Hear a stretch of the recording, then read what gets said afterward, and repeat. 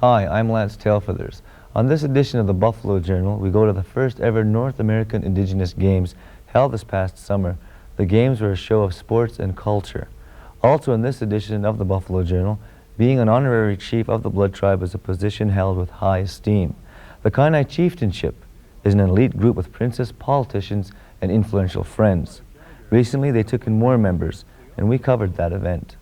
In the world of fashions, Native designers are breaking into the fashion market also.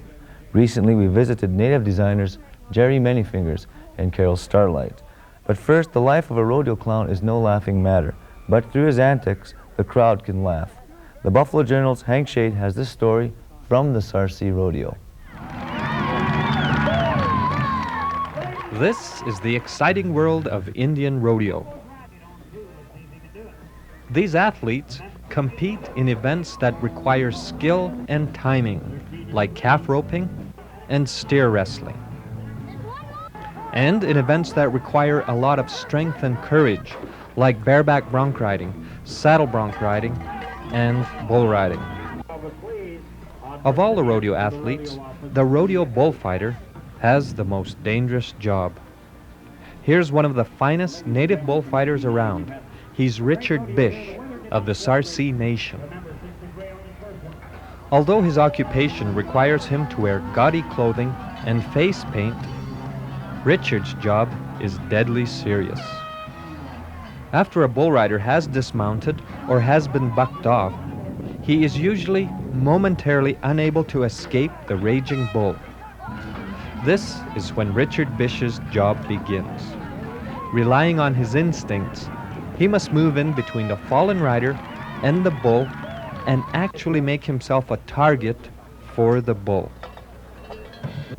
I like the momentum of bullfighting because you got to keep on your toes, and it gets you bodily adrenaline. It's like a high, a natural high, that when you do save somebody and you make it look good at the same time for the people, that makes me feel good. I just love the sport of rodeo. My job's out there to protect the cowboys, to make sure to get off safe and get away from the bulls. I kind of got a game plan where I just set myself up at the right position. When it is time for me to get in there, I don't hesitate, I just go in and do it. I think it just goes with the more you fight, the more you get your moves and know the bull. It's good if you know the bulls too, it helps you out a lot. Mentally, I prepare myself. I got a positive thinking attitude. Everything's positive. You think negative, negative's gonna happen. Think positive, positives come out. Richard fights bulls at all the major Indian rodeos in Alberta. He has also started his professional rodeo career. The future looks bright for this young native athlete. He won the first major bullfight competition he entered. To me, it just comes, I don't think about it. I just do it naturally, and, turn bulls back, because that's my living. The world of rodeo will be seeing a lot of this talented bullfighter in the future. And maybe someday, we will see Richard Biche at the biggest rodeo of them all, the National Finals Rodeo. Ladies and gentlemen, how about a hand for Richard Biche?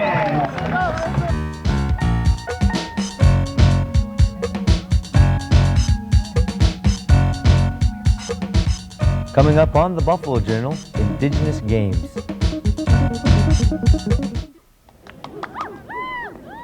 It was billed as the biggest native sports and cultural event to happen in recent times, and with little doubt it was. The first ever North American Indigenous Games brought the best native athletes from the continent to Edmonton, Alberta this past summer to compete in a number of major sporting events.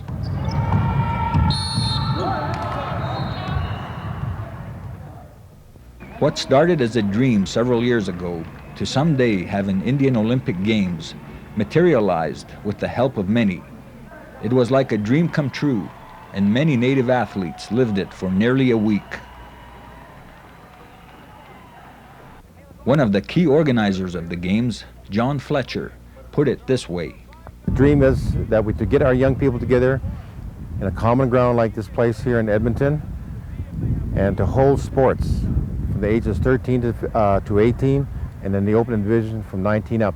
Because now, every 2 years, somewhere in North America, these games will go, and that these young athletes will start preparing shortly after these games are over to start raising funds in their own communities in order to fulfill their dreams of someday probably being somebody like maybe a Billy Mills, a gold medal winner in track and field in a 10,000 meter, or an Elwyn Morris in canoeing, kayak. Some of the featured attractions at the Indigenous Games were basketball, volleyball, track, boxing, and a long slate of other sports events. 14 different events in all. There, throw a measure.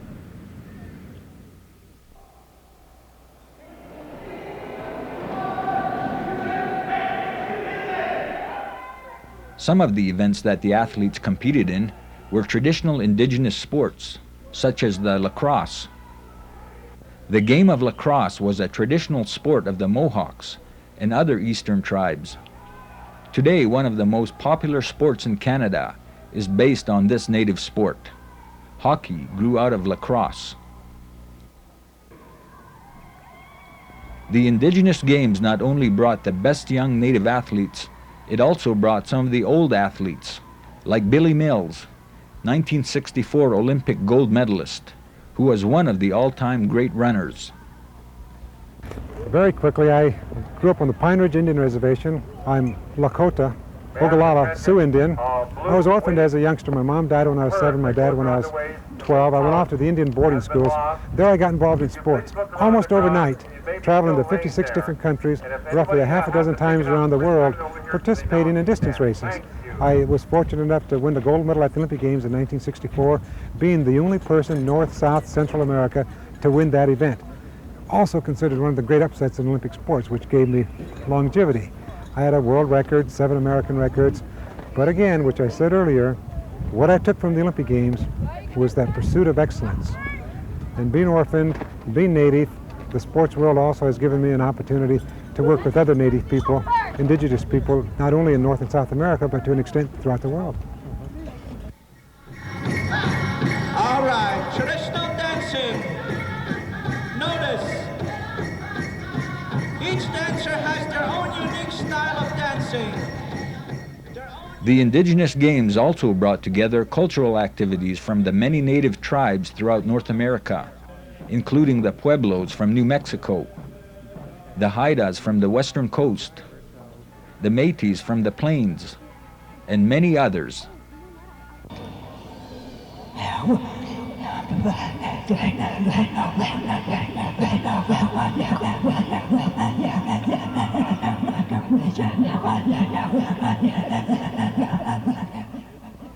One of the most unique shows of traditional culture was from the Inuit throat singers.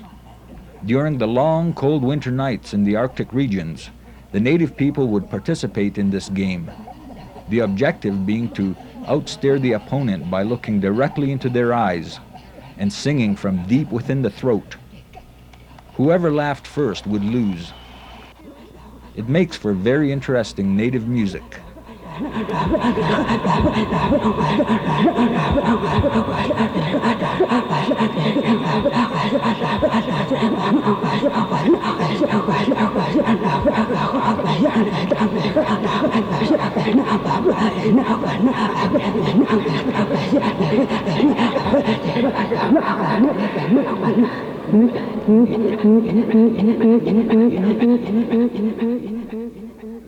Although these were the first games ever hosted by the native people, they won't be the last. The Indigenous Games were so well accepted, they will be a regular event happening every 2 years at various places throughout this continent.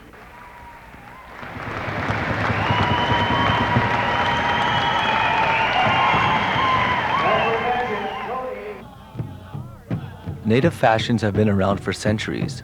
Since the nomadic days of the buffalo, the blood people have adorned themselves with beadwork, trinkets, animal hides, and geometric designs to accommodate their culture.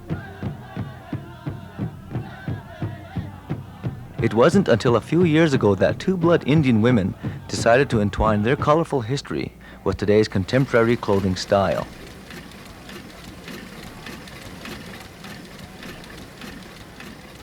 Gerri Manyfingers is a fashion designer by trade.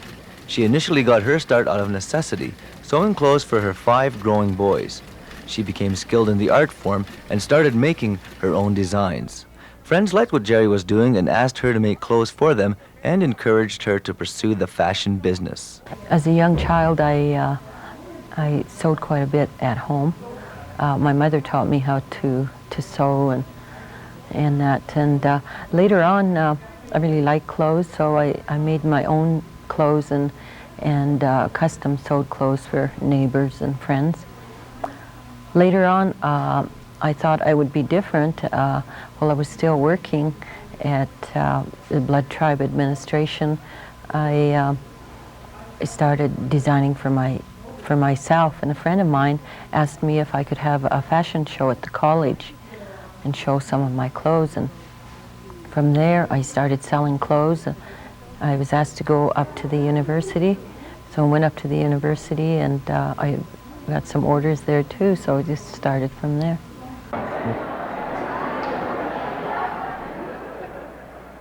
Carol Starlight is another native fashion designer.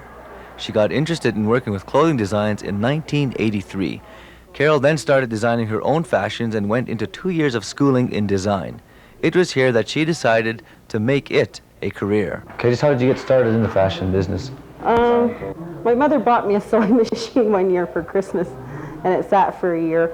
And finally, I thought I better make use of it, and that's when it started. I started playing with fabrics, different designs and ideas that I had. It was basically Western shirts. Presently, right now, we're changing the company name, and it's no longer Carol Starlight Designs. It's called Starfire, and Starfire represents Starfire Textile Apparel Resource. And what we're getting into right now is not only women's fashions, it's a part of it. Will continue to be a part of Starfire, but we're getting into native quilting now. We're taking in contracts now where we're doing several contracts for other companies and taking in contract sewing. I'm still designing a lot for different areas in the city of Calgary. So we're doing, on a contract basis, I lend my designs out, or I give my designs out, sell my designs to other corporations. Both women are excelling well in this unique line of fashion design. With their native history, as it is reflected in their work, has become an asset, setting them apart and making their clothing a different flavor in the fashion world. So many people are really interested in native art. Right now, the native theme for even decorating your house is a very in thing. Well, I incorporate a lot of my native heritage into the designs. That seems to have the biggest appeal to them. Because of my background, the other thing I find with a lot of non-native cultures is that, or non-native societies, is that they're very intrigued with the designs and being a native Indian.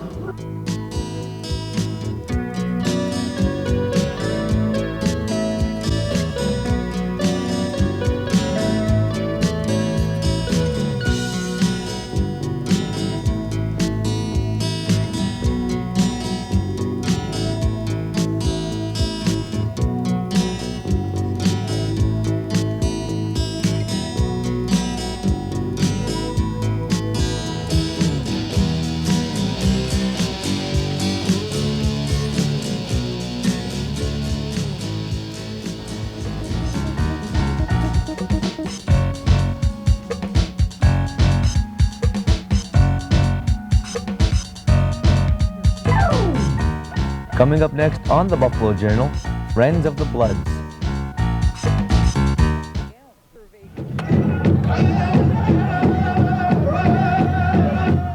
The Kainai Chieftainship is an elite group of Friends of the Bloods who have in some way contributed to the betterment of the Blood Tribe. This group has members from all walks of life and social standing. The chieftainship is a very exclusive society, with membership being limited to only 40 living members. Through the years, only 100 have been inducted. Looking back in time, the Bloods have adopted honorary members for many years.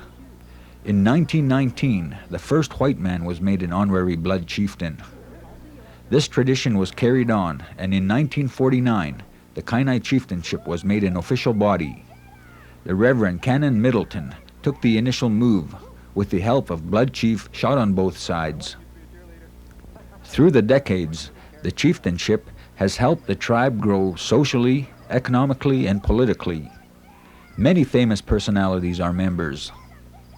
Some of the more prominent people who are members of the Kainai Chieftainship include Prince Charles, inducted in 1977, Liberal Party leader Jean Chrétien, who was inducted in 1988, famous writer and publisher Pierre Berton. The list is long.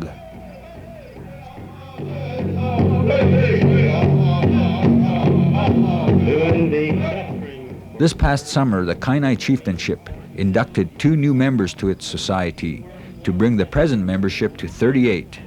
It was a gala event. The new members are Canadian Senator Joyce Fairbairn from the Lethbridge area, who is one of only 2 lady members. Also in this induction was oil industry giant Bob Blair, president of the Nova Corporation. The president of the Kainai Chieftainship, Al Fontana, gave the official welcome to the new members. The Kainai Chieftainship Society, we feel, is one of the most unique and exclusive organizations on the continent. It has been in existence since the early 1900s and has throughout the years honored 100 people. At Council's request, membership is limited to 40 persons at any given time. With today's investiture, our numbers will increase to a total of 38. The motto of our society is be wise and persevere. Our objective is to assist the blood tribe in culture, education, and business endeavors. The induction ceremony is a colorful one, which includes the traditional Blackfoot headdress transfer ceremony and the naming ceremony, both ancient Blackfoot rituals. 3 warriors who have seen action do the ritual capturing of the new members. In this case, war veterans from the blood tribe do the honors. As we all know, one of the candidates was unavailable this afternoon.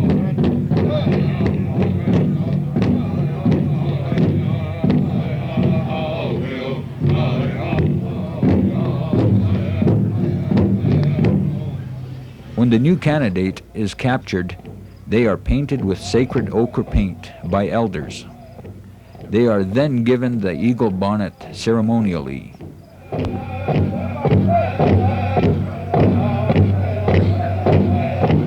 The rest of the ceremony is the Blackfoot naming ceremony.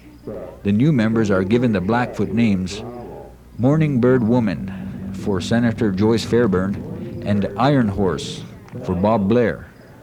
In the Blackfoot culture, Indian names are very important and are passed down through the generations. The new members of the chieftainship are well aware of their responsibilities as honorary blood members. You know, for us all to be honest, I'm here because really representing a lot of people who work with my company, Nova Corporation. One of the parts of the situation is that there's a lot of people, Bloods and other Blackfoot Confederacy people, other Indian people who are working throughout Nova in a lot of different professional and management and technical and operations positions, and we've been working together for a long time. We're all employees of the same company. We all got some share in ownership in the company as shareholders, and I'm really here representing all those people and the hundreds more Indian people who work with our contractors and the other companies, and I hope a lot more young people from the Bloods will come and join the others and work with us. The Honorary Chieftainship, the Kainai Chieftainship in the Blood Tribe, is a lifetime commitment to supporting and promoting culture, social and economic activity in the Blood Nation. And I think I have to seek from the Bloods themselves an indication of where best I can help. And it may well be, I have helped them in the field of agriculture in the past. It may be that now I can be of some assistance in, for instance, the education field. I'm very interested in the whole question of literacy among Aboriginal people and across Canada. And I would like to see if that's an area that I can be useful to them. As in the past, the Honorary Kainai Chieftains have helped the Bloods in many ways. The two new members, like their colleagues, are in prominent positions. It is hoped their influence can be used to better the lives of Canada's Native people.